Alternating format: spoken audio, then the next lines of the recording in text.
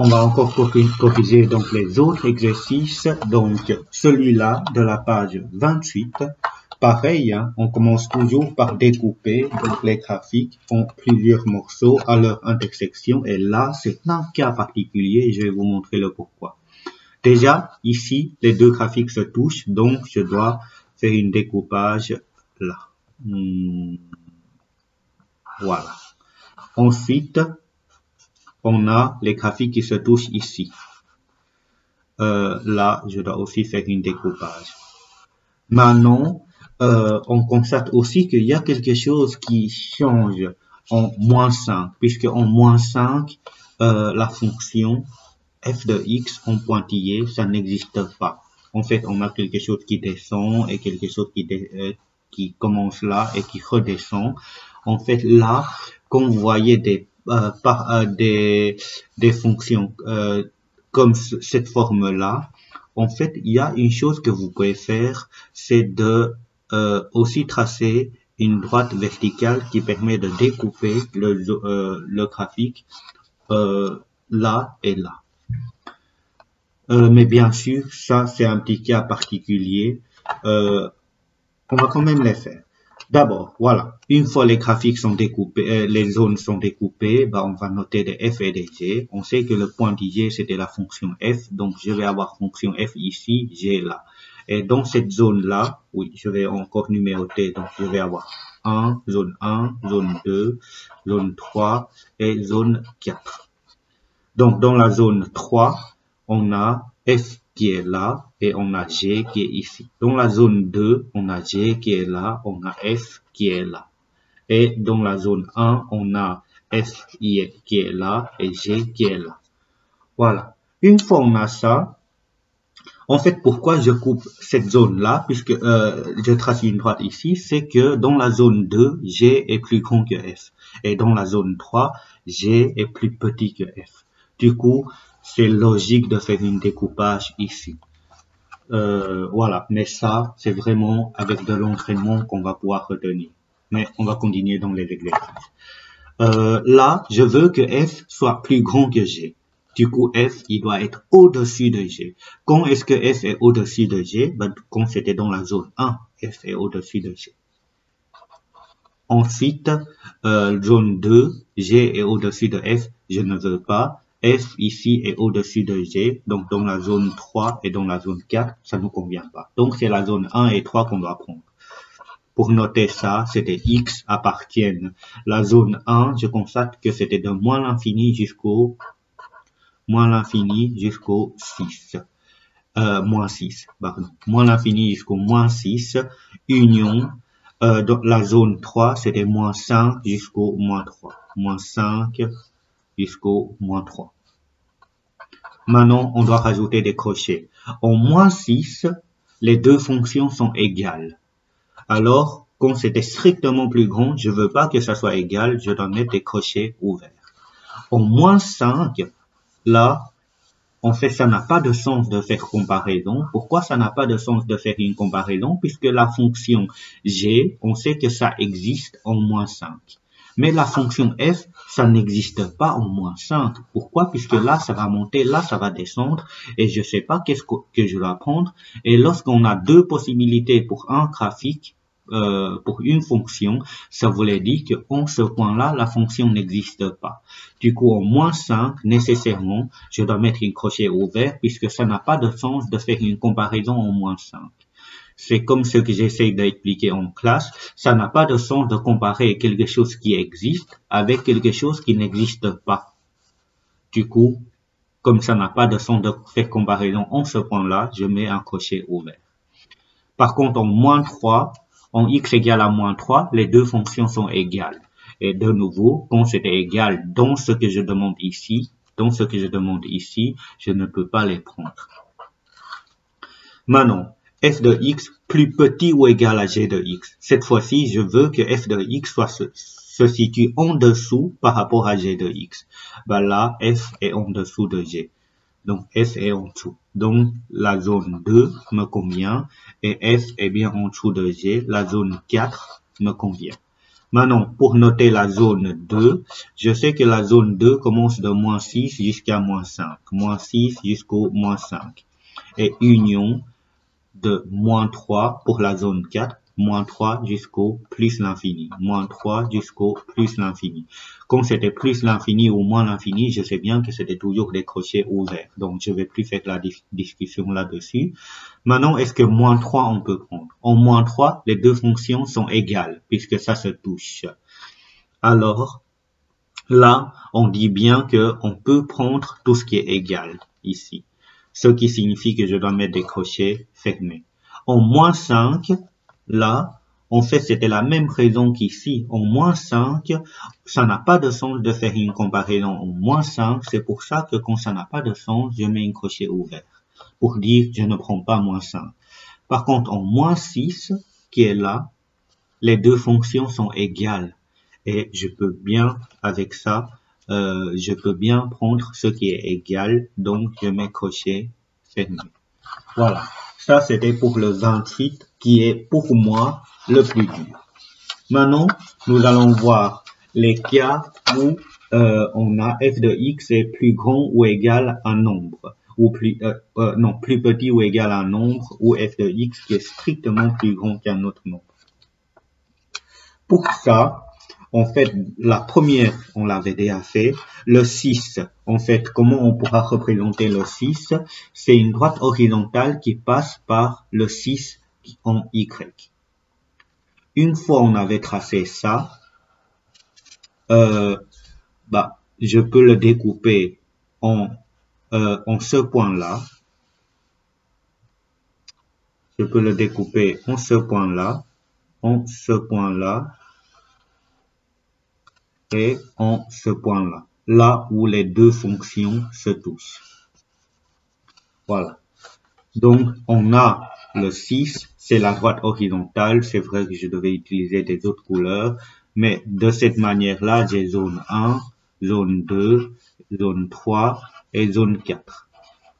Là-dedans, je sais que je veux que f de x soit en dessous de 6. Du coup, il faut que le graphique se situe en dessous de 6 que j'ai tracé là. Et là, en dessous, quand c'était dans la zone 1. Quand c'était dans la zone 1, on a le graphique là, c'était en dessous de 6 qu'on avait tracé ici. Ensuite, dans la zone 3, on a le graphique et en dessous de 6 que j'ai tracé. Donc 1 et 3. Donc, pour noter la solution, la zone 1, je sais bien que le graphique, en fait, ici, c'était pas très représentatif, mais ça continue. Et ça continue jusqu'au bout. Ce qui signifie qu'on prend de moins x appartiennent de moins l'infini jusqu'au moins 2. Et union de moins 1 jusqu'au 3. Maintenant, on va se poser la question, ce sont des crochets qu'on doit donner pour des nombres. En moins 2, les deux fonctions sont égales. Et moi, je peux bien prendre tout ce qui est égal avec ce symbole-là, donc je mets crochet fermé. En moins 1 et en 3, les deux fonctions sont égales aussi. Comme je peux prendre tout ce qui est égal, donc je peux mettre le crochet. Pour celui-là, je vais utiliser une autre couleur en vert. Je veux cette fois-ci que f de x soit plus grand, strictement plus grand que 6, moins 6. Du coup, comme tantôt, 6, je trace une droite horizontale en y égale à 6, moins 6, je vais faire la même chose. Donc, je vais tracer une droite horizontale ici. Ça, c'était le moins 6. Maintenant, une fois le moins 6 est tracé, je constate qu'il y a un point d'intersection là, un point d'intersection là et un point d'intersection ici.